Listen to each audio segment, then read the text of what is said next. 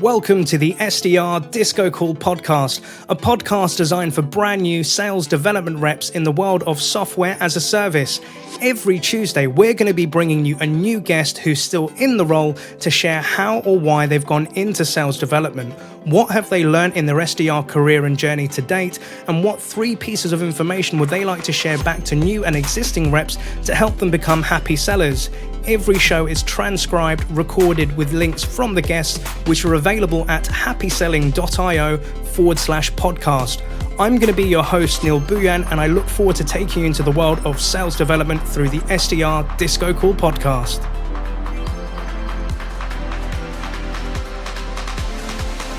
So with that in mind, let's begin.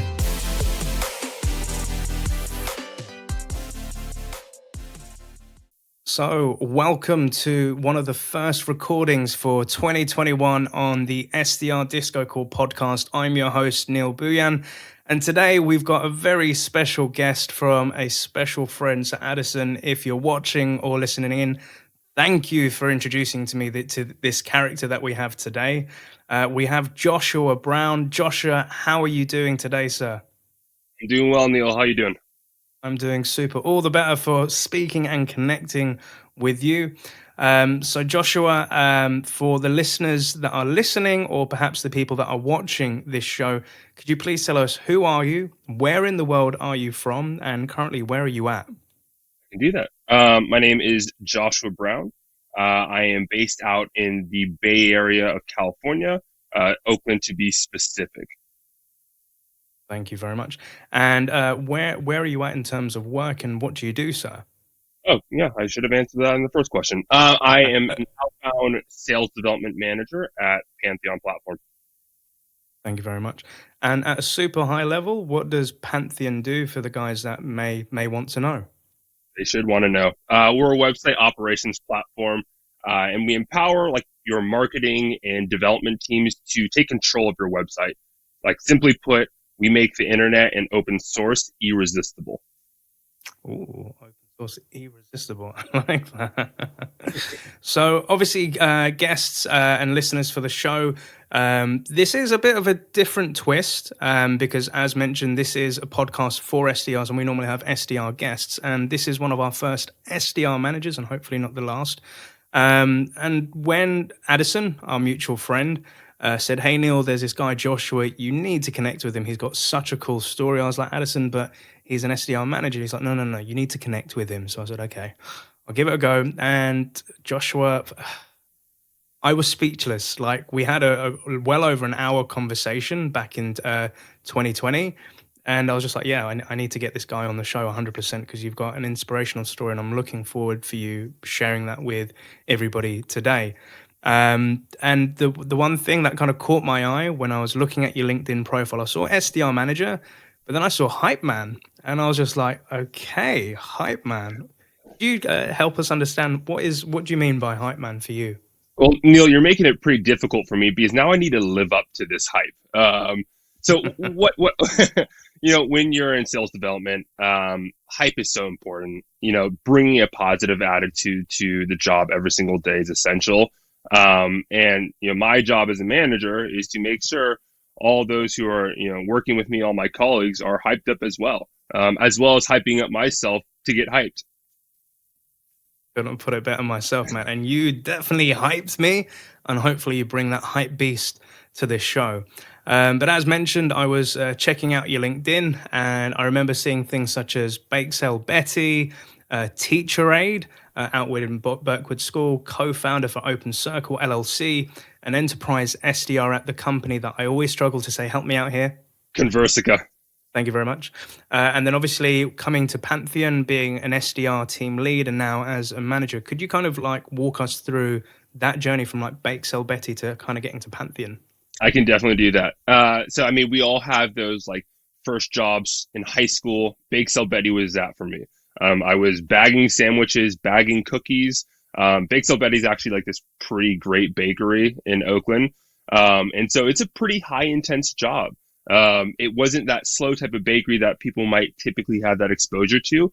I was on it. The way sales SDRs are sort of cranking calls and tossing out emails, I was doing that, but with sandwiches. So high intensity in high school, just trying to make a buck. And then I think you mentioned after that, Open Circle. Open Circle was once I was in college. I was actually dealing with like a good amount of social anxiety. And I'll go into that in a bit. And Yeah. my friend and I actually decided to create a social engagement platform for universities. So that was a great stint of being an entrepreneur. And then eventually I got a stellar opportunity at Conversica. Addison took a leap of faith on me and was able to sort of branch out into the corporate world.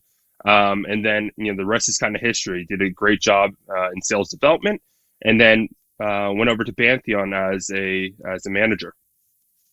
I absolutely love it. And obviously, just for the watchers and listeners, so we're right in January 2021 right now. And I was just wondering, with Addison, pre-corona, have you ever got into the car with that dude before? Have you ever been driven by Addison? I have been driven by Addison. I remember it was like maybe my second week at Conversica working with him, and we were driving to pick up burritos. And never have I felt more sort of competitive just to go pick up lunch. I felt like I was in a race car, and I guess we needed to get back to the office because he was bending corners and speeding on the freeway just to get those burritos. But I'm glad it was an experience. And it was very controlled, so I didn't feel unsafe, but it was definitely new for me. I absolutely love it. So, guys listening in and watching in, Addison is somebody that I used to be an SDR with in my first startup at Zora. He owns his own race car business, and I've got in a car with Addison once, and that is the last time because it scared the bejesus out of me. But I'm glad to hear that you survived and you're here on the show today, so thanks for that. So obviously, you've had that journey of kind of working in that retail sort of like commercial food experience, and then going through to kind of start up your own business and entrepreneurial life. You met Addison. He kind of betted on you, and it kind of paid off. And you guys are now together at Pantheon as well. But obviously, when we connected, what I understood with you, Joshua, is that you've had somewhat of a athletic career, and this was way before thinking about sales. And it was quite awe-inspiring to listen. Rather than me kind of like grab back at what we were talking about, could you kind of like walk us through from like when it was at high school and in the baseball era, kind of what happened there? Yeah, definitely. So, I mean, to start off, like never did I envision getting into like the corporate life. That just wasn't really in the cards for me. Growing up, I was a pretty decent baseball player. And I had, very high hopes and expectations, to, really take that professionally. And so, throughout, middle school, I remember I was playing 90 games a summer in travel ball. And then come high school, was really having breakout years and getting, great exposure to colleges and professional teams. And that was my life. That was my identity. And everything was sort of trucking along quite well. However, when I was actually in middle school, I was actually younger than middle school. I was diagnosed with scoliosis. So my spine had a curve to it. And it was progressively getting worse. However, I was in a back brace. So I had to wear that 20 hours a day, 7 days a week. And the only time I would take it off was to play baseball. So like that kind of fueled the passion even more because that was what brought me freedom. And then eventually my junior year of high school, I was growing a ton. And with that came an even worse curve to my spine. And it eventually got to the point where my doctors told me that I need to get an operation and completely fuse my spine. So that was kind of when everything just stopped. I was, once again, I was doing fantastic with baseball, and then this was a massive roadblock for me. So I had my first back surgery, fuse pretty much about 3/4 of it. And, I think initially they put in 22 screws and 2 titanium rods to keep it straight. So 22 singular screws Yeah, into your back and then 2 rods? yeah, yeah. What was going through your mind when they're saying that many screws into your back? I was mentally preparing for it, that it was eventually going to happen potentially. They told me all along that the whole bracing process isn't kind of, it has some flaws to it. And you still run the risk of needing to get an operation, but I was willing to do any preventative things to make sure I didn't need the operation. When they told me I needed to get the surgery, I remember, sitting in the doctor's office, and I just started bawling, and I was with my mother, and kind of reality was setting in that I wasn't going to, I already really wasn't normal being the kid with the back brace. But I had baseball to make me feel grounded. I had baseball to make me feel beautiful, if you will. And I knew that things were going to kind of have a wrench in the plan. So ultimately, had to go through with the surgery. And I was obsessed with just getting back at it. Recovery for the surgery is typically about a year. You spend a significant amount of time in the hospital, and then they send you home, and the rest of the year you just have to get better. Well, I couldn't sit with that. Like, just me being hyperactive, me just yearning to get back to the field. I remember I started exercising. You're up all day long because like your sleep pattern's off. And I remember being up, during the middle of the night. Everyone's asleep in the house, and I would start doing push-ups and sit-ups, like just trying to do everything I could to feel normal again. So if I get this right, so you've had this surgery, you're in recovery, you're in and out of hospital. Like you said, you're yearning to get back to your passion of baseball, but obviously you're having to let this body heal a bit. But you start working out? Like, what was the advice on the doctors on that? Well, doctors were saying just sit tight. But the naive 16, 17-year-old thinks you're absolutely invincible. So I can't really listen to that. I hear it, but I'm not going to listen to it. So I kind of start going on to my own agenda. Lo and behold, that wasn't the greatest decision. I ended up breaking a screw in one of my lower vertebrae. Yeah, I go in for like a 4-month checkup. And they're like, hey, so a screw's broken. We need to do emergency surgery on that, because if the screw was to, sort of shift around a little bit more, like that could very well paralyze you. And when you were doing all these workouts, you go in for like your 4-month check-in. They're like, hey, Joshua, there's something wrong here, and it could have, like you said, it could have paralyzed you. What was going through your mind at that point when they told you that? Once again, the naive 17-year-old hears that, and isn't too concerned. I remember thinking like, okay, the first surgery was difficult, very mentally taxing, and like I don't go into that all too often. I'll try to open up a little bit, but it's mentally taxing. While everyone else is kind of living out their teenage years, that's when everyone gets licenses and are sort of opening up into who they are socially.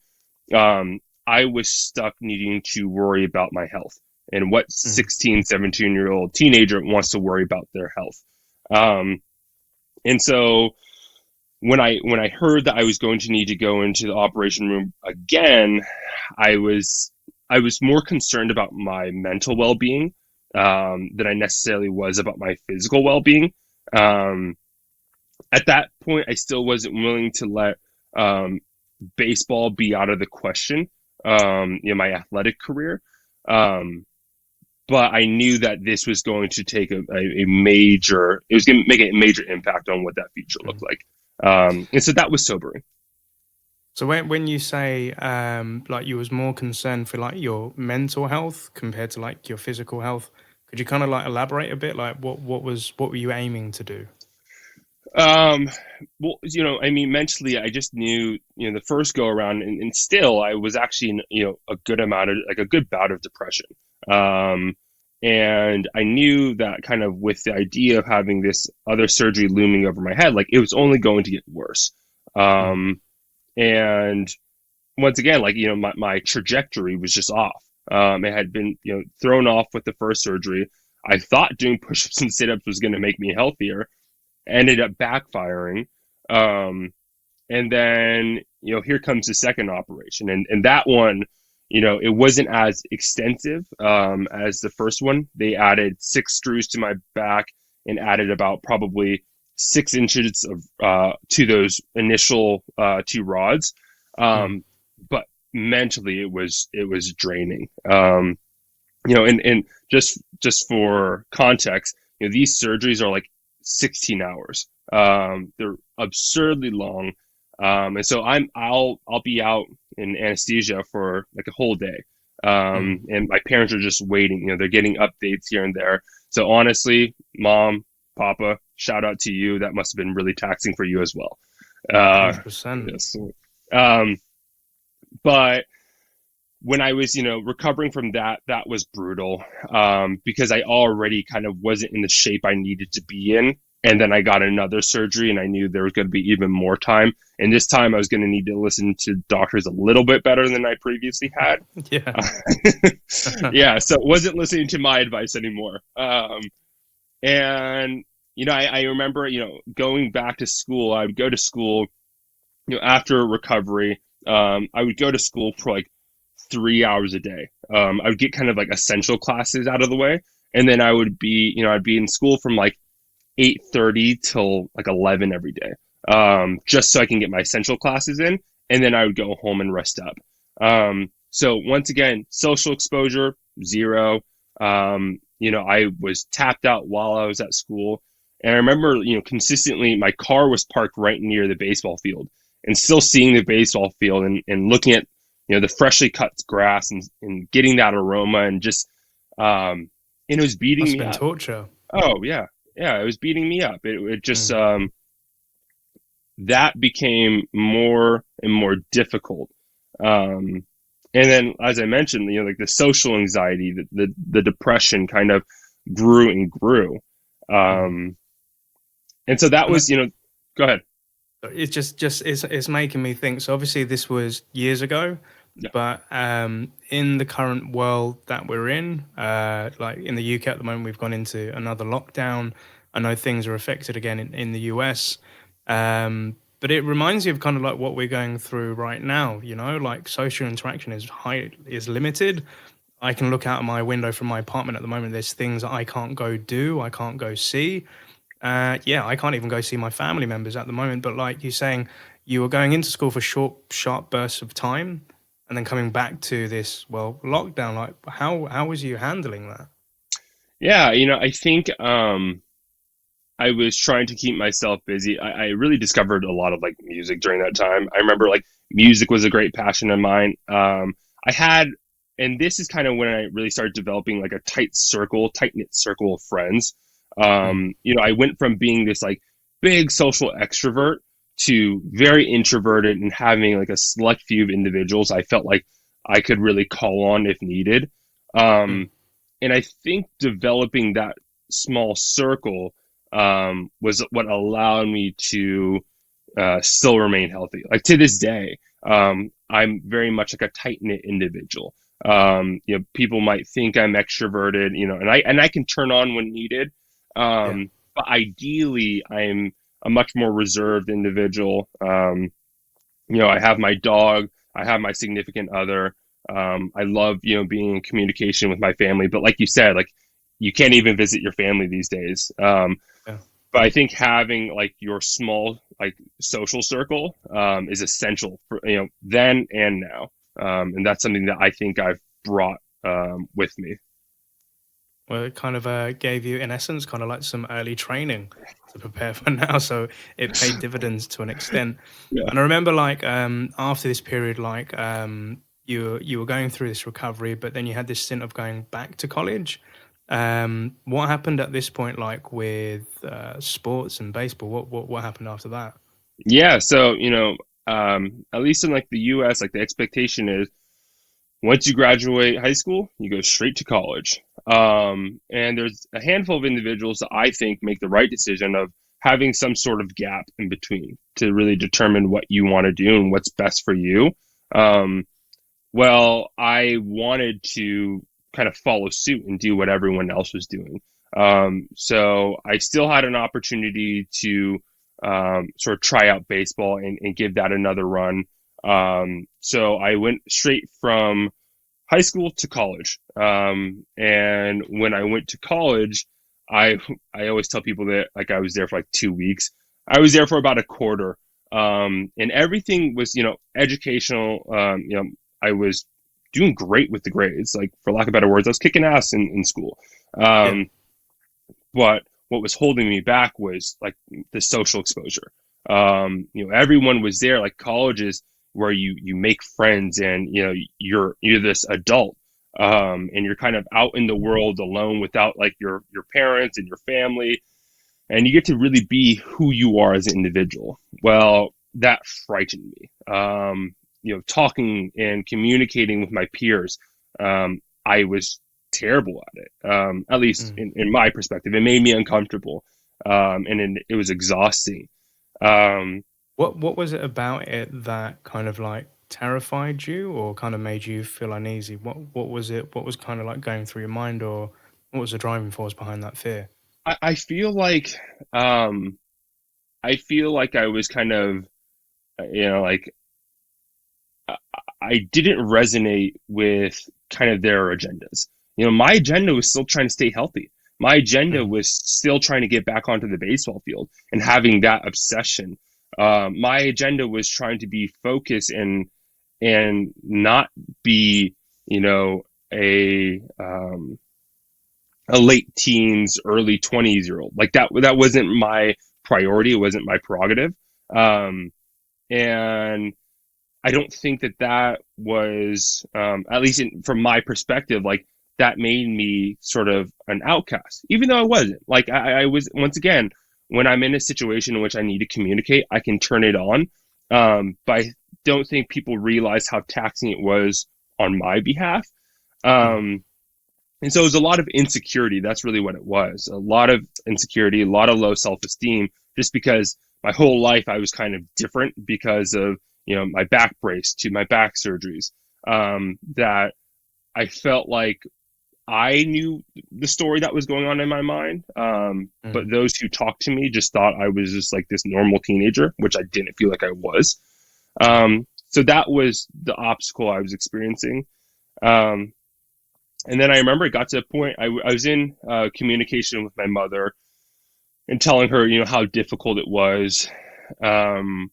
And then eventually one day I called her up. I remember I was in a econ class and I stepped out of and it was just my mind was so chaotic. And I stepped out of the econ class and I called my mother on the university quad, and I was just bawling. I was like, hey, I need to come home. So I went home, and I remember one of the first things she told me, she says, okay, you can be home, but you either need to work or you need to do some sort of schooling, like go to community college. And I was like, okay, I'll do it. So I worked as a teacher's aide, as you mentioned, while still trying to get in shape. Like, once again, my mind was not willing to come to terms with I wasn't going to be an athlete anymore. Like, that was still my identity. But I had to do the whole teacher's aide thing so I could still live at home. So I'm doing the teacher's aide thing. I actually started taking some night school classes. And I picked up a pitching coach, started getting back to baseball. But I just wasn't as good as I was previously. And that was hurting me. Like I was like weeks on weeks, I was, working my butt off. And I was feeling this plateau, and I was really pushing myself. And then eventually I came to terms with, I'm like, I'm not the same baseball player as I was, and I will never be that player again. My back had a lot of restriction to what I was able to do. I was a pitcher in baseball, and so it's all about having a very violent movement to throw the ball as fast as you can. And my back couldn't hold up to that. I couldn't do that on repetition, and that really brought me down again. Like the whole kind of like that depression set in, because I was like, great, like everything that I had been aspiring for and working for my whole life, like that's gone. And coming to terms with that was extremely difficult. And then, I continued taking more classes at the community college, continued working at as a teacher's aide, and then I actually started working at the elementary school I went to growing up, and just trying to still stay in shape. I was like, I don't know what I want to do with this body, but eventually I want to do something with this body. Yeah. And I tried. I was actually practicing with my community college basketball team, getting in shape, getting conditioned, lifting weights, trying to get strong again, not knowing what I'm going to do. And eventually I was like, I need to do something completely different. I need to sort of recalibrate and do something that is uncomfortable and unfamiliar to me, so I can start off with like new habits. To kind of like come out of your comfort zone, something you're used to, in essence, again, still competitive sports, but to kind of like keep growing and see if there's another way around this. Is that right? Yeah, completely. I think individuals grow significantly when they expose themselves to that discomfort. And that was kind of my hypothesis. I'm like, the more uncomfortable I can be, kind of the more I'm going to be able to bring out of myself. And I had kind of all this pent up frustration. I had been going through different bouts of depression, and I thought to myself, I am, I mentioned it to you in our previous call, but I'm like Wolverine. I have all this titanium. You got this adamantium sort of spine going on. You're like built in. Yeah, I'm like I'm a beast. I'm like, I've gone through so much. Like nothing can stop me. And while I have my ebbs and flows, like I got this. And I've always appreciated the sweet science of boxing. And I was like, what? Like I've never done it competitively. I've never like really like gone into the gym and worked out. I was like, what? Like I'm gonna box. Like that's gonna be. I'm gonna focus my time and energy on boxing. So I go in. I'm trying to think of like how I should begin. And I go. I look up different boxing gyms online, and finally I find one that's kind of in like the downtown Oakland area, and it's like it feels like kind of like this Rocky-esque boxing gym. And turns out actually one of the boxing greats, his name's Andre Ward, worked out there when he was a kid as well. And I was like, what? Like that's inspirational to me. Like that resonates. Like I'm going to go there. I'm going to learn how to box. I'm going to be great. So I go in and I start working with a trainer. We're working out. I'm loving it. I'm just falling in love. Like the beauty of boxing. And I had this kind of like this misconception initially that you need to be angry.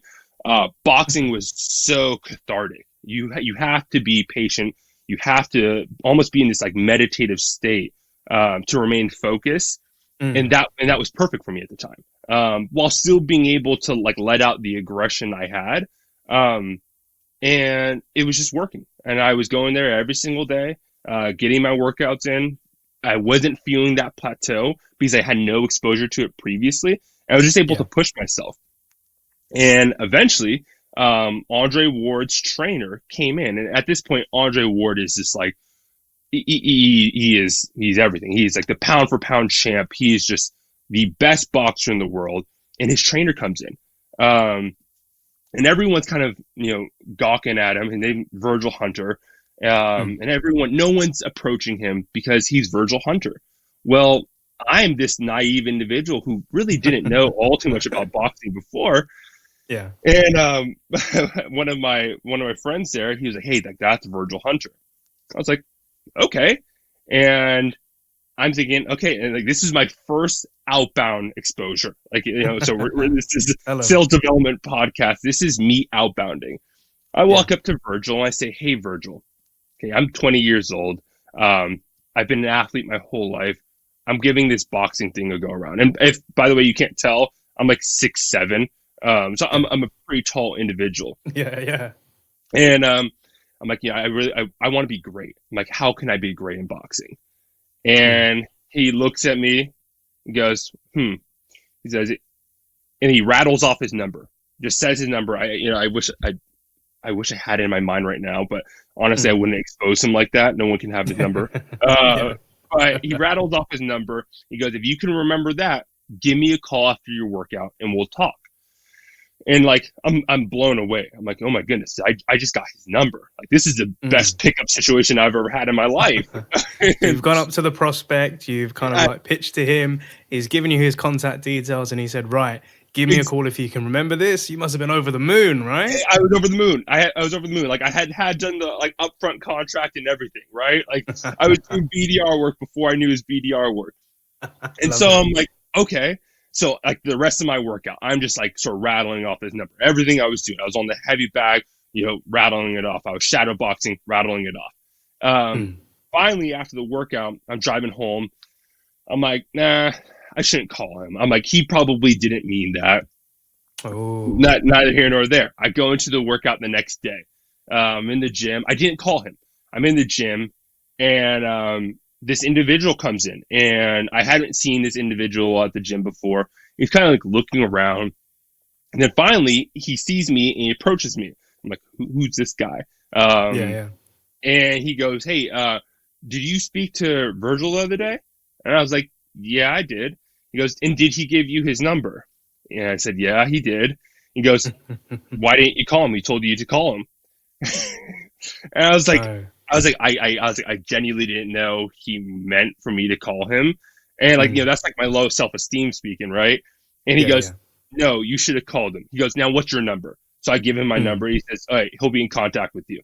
He leaves the gym. I finish my workout. I'm like, what am I getting into? Finally, later on, full exposure, I'm at a therapy appointment. Okay. Got to take care of that mental health.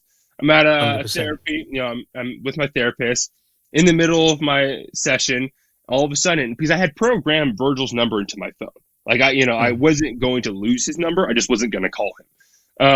All of a sudden, I see his name pop up. He's calling me now. I was like, your prospect's chasing you now, right? I'm like, yeah, you trying to book a meeting with me? I'm like, this is crazy.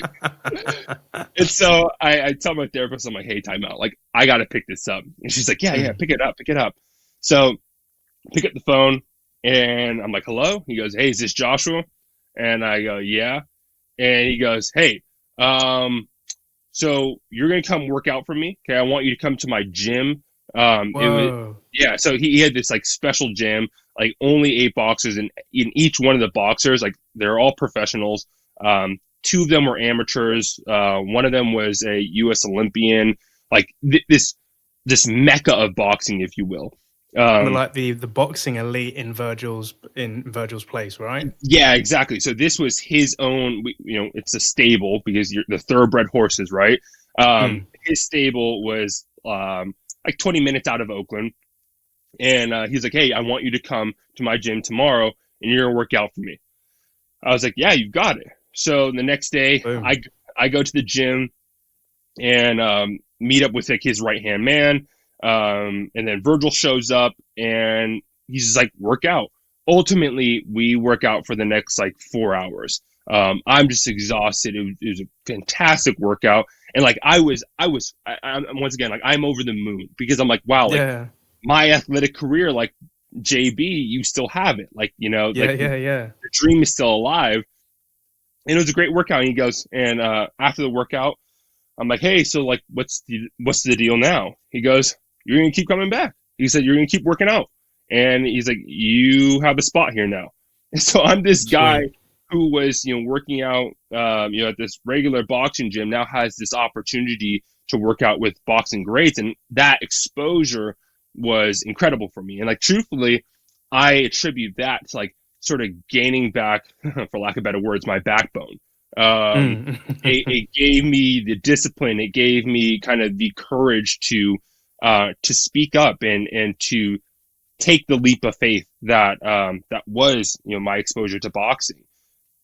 So just to kind of stop there, like what I'm envisioning right now is like going back to that back piece of like being Wolverine, like having the adamantine back, and then you're meeting Professor Xavier, who's saying, "Hey, come to my class. You're now one of us." That's Yeah. kind of like where you are right now, right? So as in back then, that's freaking cool, man. So kind of what happened next then? Yeah. So, I was, had a lot of exposure once again with like these individuals who were just highly disciplined. And it felt like I was a part of a community that I could like sink my teeth into, because as I mentioned, like I wasn't focused on being in my early 20s and kind of living up my life. I was focused on like being focused. Like that was what I really desired. I desired that sense of structure and being able to gather back my athletic identity. And that was what I was getting.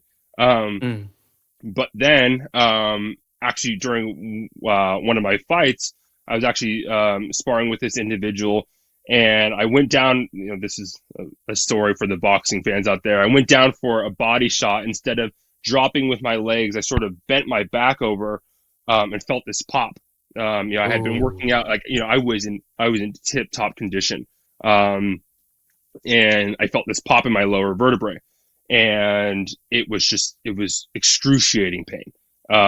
Excruciating pain. Went to my doctors, and they're like, "Hey, we can't clear you to box anymore. I'm sorry." And the thing, the most upsetting part is when I was diving into boxing, I told myself that this was the last time I was going to really give myself to like that athletic exposure. I said, if boxing doesn't work out, I need to stop. And when my doctor said no more, it was like, goodness, like I'm not going to lie to myself, right? I need to stay true to the promise I made. I need to stop.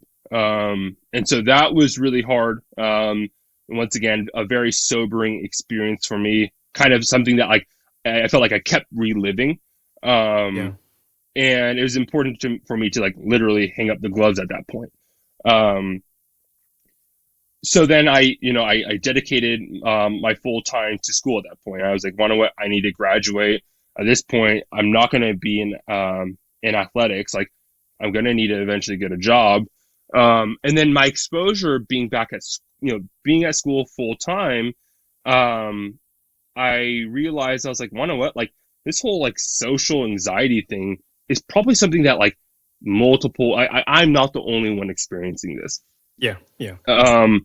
And so I went to one of my friends, and we were sort of just talking it over some like beers. And I was like, I think that there's a platform for this. Like universities don't have a platform for what we're experiencing, but we aren't alone. Social media is the icebreaker these days. Like if you aren't on social media, you are kind of like SOL, or like shit out of luck in terms of having a social life. And so we spent about 9 months to a year building this social engagement platform for universities called Open Circle. We eventually were pitching it to a multitude of different universities. Eventually actually got the opportunity to pilot it at the university I went to. And it was like, I was like, wow, like this is my first exposure to building something with like using my mind and kind of showing my like true intellect. It was just it's pure passion. It wasn't anything that kind of like, I was like, I need to do this. This was just simply because I felt like it was the right thing to do. Like I was experiencing it. He also understood the kind of like the life of an introvert. And it was really exciting pitching and building out this product, building out this MVP and pitching it to universities. Like at that point, like I was really BDRing. I'm reaching out to universities completely cold about a product that wasn't tried and true, and was like startup life, right? Say that again. I'm sorry. Like true startup life. Yeah, exactly. And it was an absolute grind. I remember working with one of my family friends, Eric Sipple, and he was able to help me sort of navigate this period of my life and build this platform and sort of think about how it could be integrated with universities. Like it was challenging, and it was actually something that like I was enjoying. because I got the opportunity to show myself, to demonstrate to myself, like, hey, you aren't just an athlete, right? You are someone that that can hold There's their another own. side to you. Yeah, exactly. Because I didn't really school wasn't. I mean, like I wasn't bad at it, but it wasn't something that I was extremely passionate about. Yeah. And so eventually, I graduated from college, and the next step was like, okay, do we continue on with this startup? We weren't able to pay ourselves, or do we, sort of branch off, go into the more established startup life and get a better understanding on how like startups are really ran and like how companies are really handled. And ultimately, like I'm in my young 20s, like I want to go get paid. So Yeah. we part ways with that project, and I start interviewing, and that's ultimately when I had the privilege to interview with Addison at Conversica. And I remember like I was another instance in which I was like really over the moon to get that opportunity. It was my first. Yeah. I hadn't done internships at startups or anything corporate for that matter. Like I didn't get that exposure. I know tons of people do like the internship route, and like I didn't do that. I was doing sports. My internships were at a boxing gym, and learning from these professionals. So I knew I had discipline. I knew I had grit. I knew I had this hunger. And then from Open Circle, I knew I had this, I had some type of exposure that I knew I could be a self-starter, and that any environment I was going to get thrown into, I was going to embrace. And I interview at Conversica. Addison, this is kind of a fun fact. You might not know this.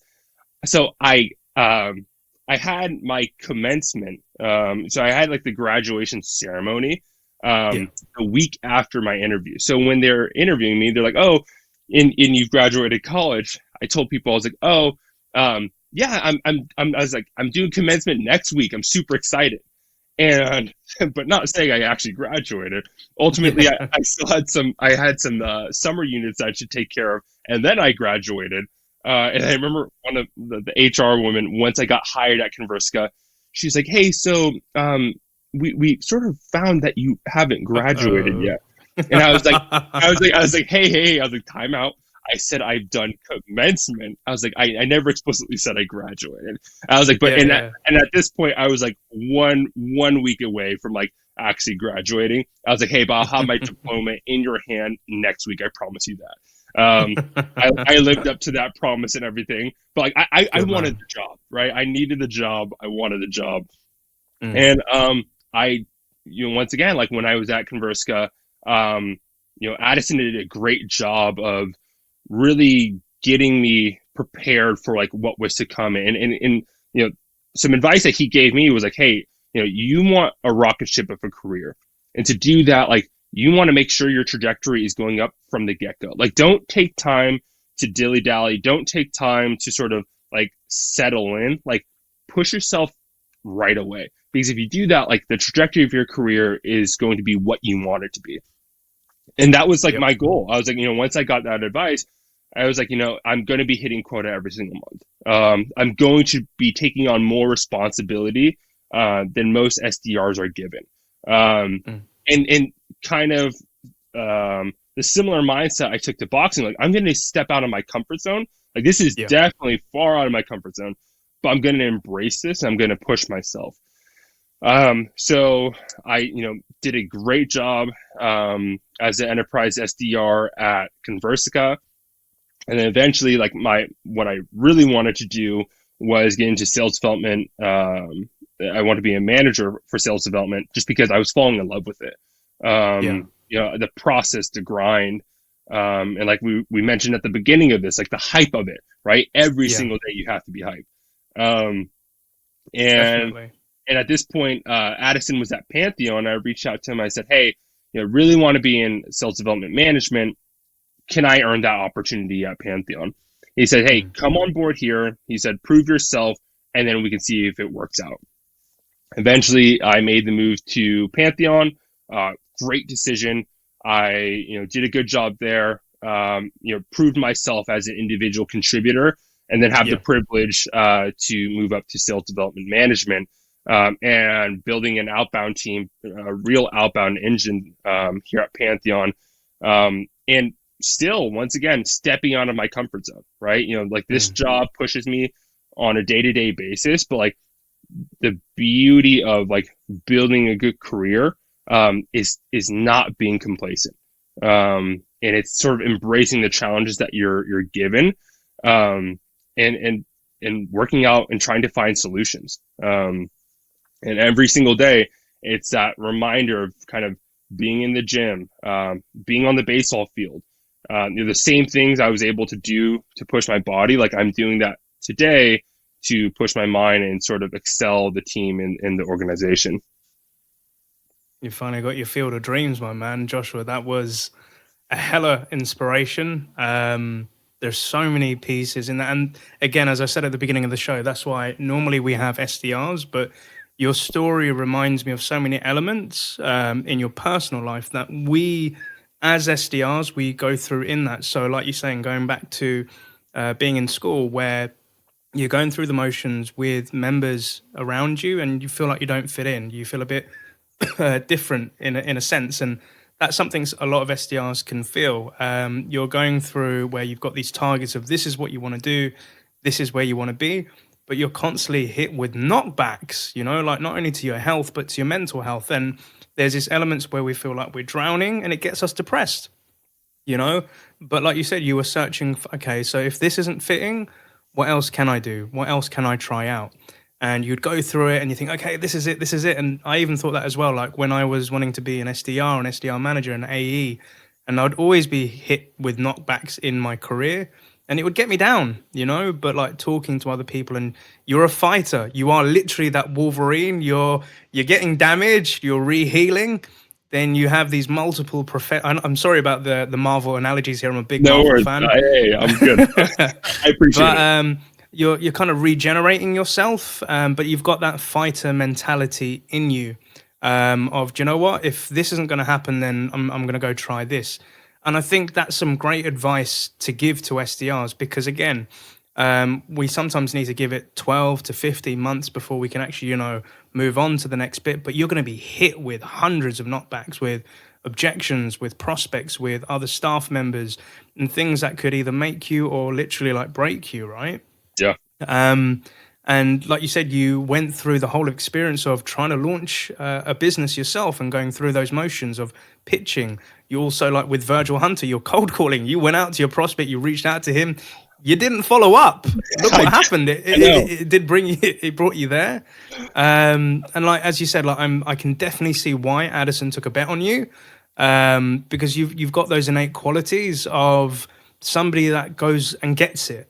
You go up and get it. You're open to coaching and feedback, again, which is great traits for an SDR. I always get asked is, okay, they can definitely be a top performer, but are they coachable? Are they manageable? Yeah. But also like, I don't know why I can't say this. There's something wrong with me. Yeah, I'll say Conversica. I'll say it for you. Thank you.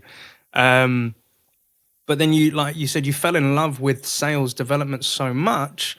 Normal SDRs that come through, they want to go straight into the account executive closing position, but you then took the different path, which again, something I did as well, which is going into management, because you had that passion about the art of prospecting, like hyping up these team members. And as you said, it is a challenge in itself to like motivate a team and hype them up.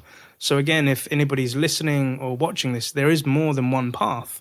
And you will go through trials and tribulations. But again, Joshua, like hats off to you for slugging it out and getting to where you are today, my man. And another interesting piece that really resonates with me is the whole introvert piece. So I can relate to that because outside of work, I'm somebody that enjoys music and I perform in music and I do a bit of rapping. And I remember I used to travel across Europe doing shows. But I was always the sort of person that I would be happy to just stay in my room.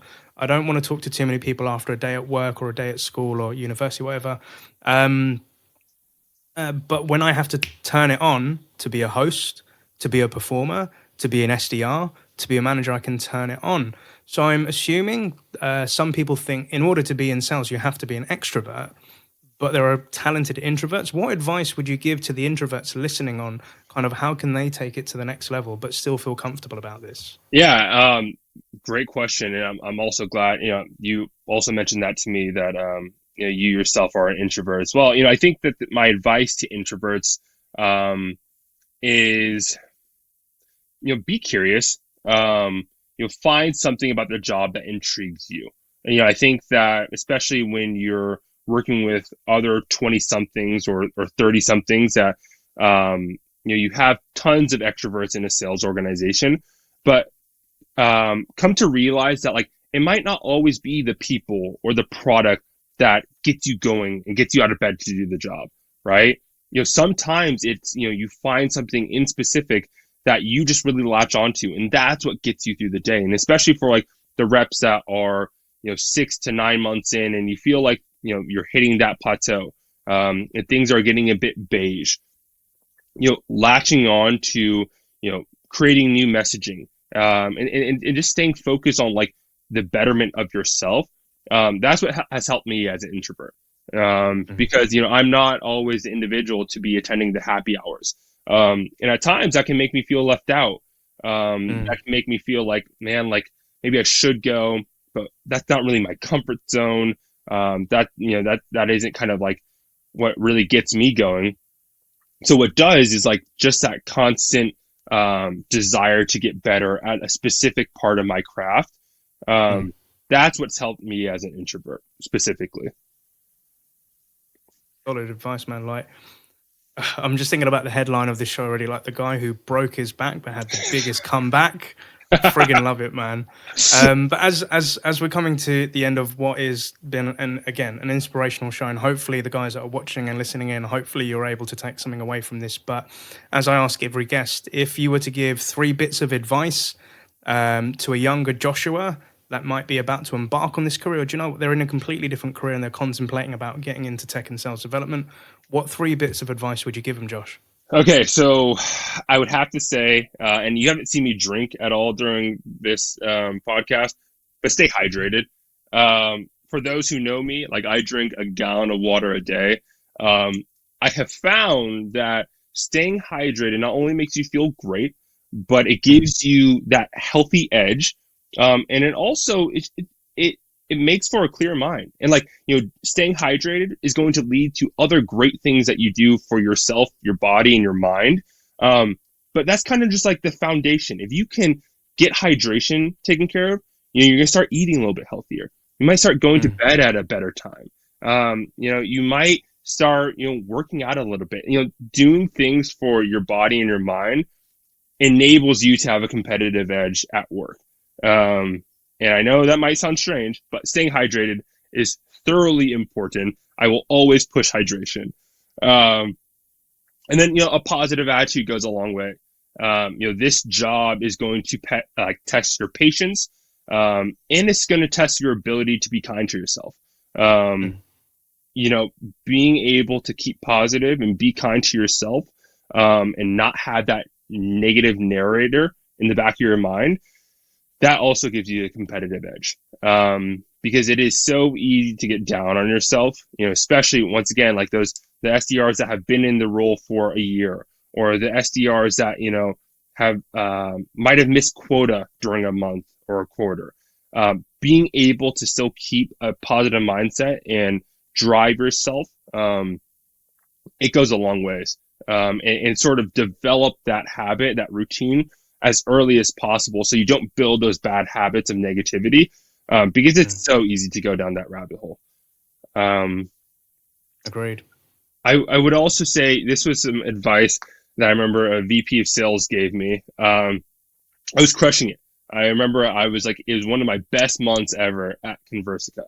And he pulled me aside and he goes, "Hey, Joshua, you've been pumping the brakes lately." I was like, "Pumping the brakes? Like, what are you talking about?" I'm like, I'm the top of the leaderboard. You can't tell me I'm pumping the brakes. And he goes, "Well, just because you're at the top of the leaderboard, does that mean you're giving it your all?" And I thought to myself, well, maybe I could probably be a bit higher. Like at that point, it was like halfway through the month. I was already at 100% to quota. And I thought to myself, well, maybe if I was giving it my all, I could be at 150% of my quota at this point. And time being, when he was sort of talking to me, I convinced him. Actually, I don't think I convinced him at all, but I told him that I was giving it my all. And then I took some time to introspect. And I was like, why don't I, like, I'm not giving it my all. Like, I can be expecting more from myself. So, like, I guess ultimately my advice is, if you think you're giving it your all, like, be honest with yourself. Like, be as transparent as possible. And sometimes that's sobering. Like, sometimes you don't want to admit to yourself that you are not giving it your all. But when you do have those instances in which you're, giving it 100%, you'll find magic. And you'll realize that you can achieve so much more than you believe and than you set out to. So be as transparent as possible with yourself. Don't lie to yourself and say you're giving it 100% if you're really giving it 75%, because you're cheating yourself on an extra 25 that you want to see, your company wants to see, everyone who's supporting you wants to see that extra 25 come out. So be transparent with yourself. Hell yeah. You brought the hype, Joshua. You brought the hype as per your LinkedIn tagline. Now I see why. So thank you for that. And before we end, are there any shout outs that you'd like to give out? Tons of shout outs. So obviously, Addison Lee, thank you so much for introducing and connecting Neil and I. Like, this is a 100% huge opportunity for me. You've given me a massive opportunity just in the corporate world. You're my Virgil Hunter of corporate America. So thank you, Addison. I love it. Obviously got to shout out my mother. Like, I would put her first, but this is a sales development podcast. So I figured mother, thanks, Mom. My father, my brother, my sister, my girlfriend, my dog, all these individuals that, sort of are my backbone, right? I have a fused spine, but I still do need that extra hand, sort of holding me up. And those are the individuals that like really hold me down and keep me grounded. So I appreciate you all very much. And, Conversica and Pantheon for giving me an opportunity. I still see myself as an athlete. I still am obsessed with working out. I'm still, if I have an opportunity, if someone called me up and said, hey, JB, you want to come pitch for our Major League Baseball team? Oh, I'm taking that opportunity right away. But time being, everyone who's taken a gamble on me and it's really let me show my true colors, thank you. So those are my shout outs. Thank you so much. And if there is anybody out there who's listening or watching this podcast and they want to get in touch with you to kind of get some 2 cents or, just get some hype into their life, what's the best way to connect with you, Joshua? Go to my LinkedIn, Joshua Brown. You'll see me. My tag is Sales Development Manager and Hype Man. So look for this face. Also, I would put out my phone number, but I feel like I get a ton of cold calls, so I'm not going to do that. You won't get my phone number today. That's fine. Time being, you can reach me at Joshua, JOSHUA, Brown, BROWN, at pantheon.io. But if you're listening to this podcast in 5 years, I might be somewhere else, but who knows? I love Pantheon, so I very well could still be at Pantheon right now. You never know. But I'll make sure that within the show notes, guys, watchers and listeners, that I'll put in Joshua's LinkedIn so you can connect with him. Definitely highly recommend it. Seen some updates from yourself so far, sir. And again, it would be great to get you back on the show later down the line. Again, an idea that I'm currently toying with is to have a dynamic duo. So maybe get you and Addison back in, or maybe you with one of your SDRs. I'd love to kind of do a dynamic duo with the manager and the SDR, so that could be a cool idea. Don't tempt me with a good time. I'm tempting. I'm planting the seed. This is me outbounding. But Joshua, you've been an absolute fabulous guest. Thank you so much for your time. Definitely want to have you back on as a future guest. But I wish you all the best success for 21. And most importantly, my man, happy selling. Thank you very much, Neil. And yes, to all the listeners out there, happy selling. Thank you.